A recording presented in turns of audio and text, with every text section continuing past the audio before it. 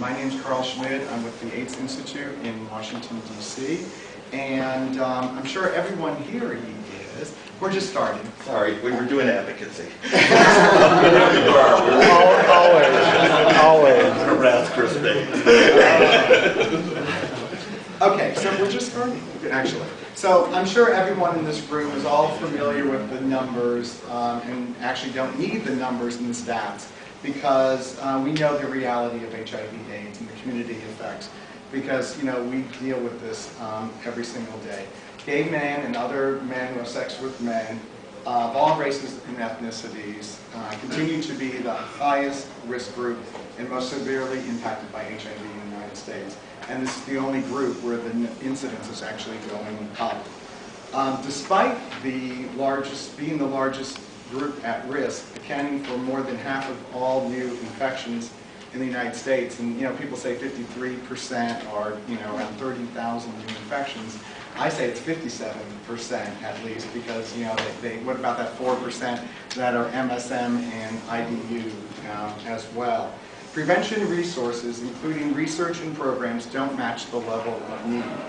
There are very few CDC prevention interventions for gay men and other men who have sex with men, and even fewer interventions specified for specific race and ethnic groups.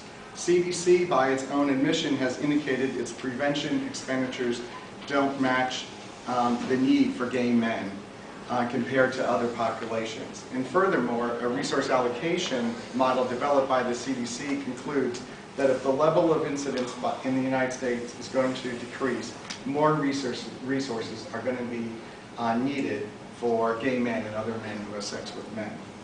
The Obama administration, as everyone knows, has developed a national HIV/AIDS strategy with one of its principal goals being a reduction of HIV incidence in the United States. It calls also for a focus on those communities who are most at risk, including gay and bisexual men, and acknowledges that prevention resources for gay men have not been adequate. In order to achieve the goals outlined in the strategy, it recognizes that we need to do a better job for gay men or it won't be successful. And then the strategy outlines specific goals and implementation programs for gay men. While there has been a renewed focus on gay men by the administration, and that really should be applauded, the CDC and many advocacy groups, there is no coordinated public policy advocacy effort focused on improving prevention programs and resources for gay men of all races and ethnicities.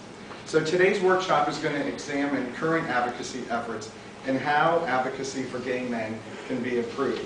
And to help us explore these issues and discuss the state of advocacy for gay men, we're very fortunate to have four great leaders in the HIV prevention world for gay men, each representing different parts of the community. We aren't going to have any PowerPoint presentations, just a discussion, first amongst our panelists and then with you, our audience members. So first I'm going to introduce the panelists. First, Cornelius Baker, who is the National Policy Advisor for the National Black Gay Men's Advocacy Coalition in Washington, D.C. Francisco Ruiz, who is the Manager of Racial and Ethnic Health Disparities for the National Alliance of State and Territorial AIDS Directors, also in Washington, D.C. And Francisco is also active in the National Latino AIDS Action Network.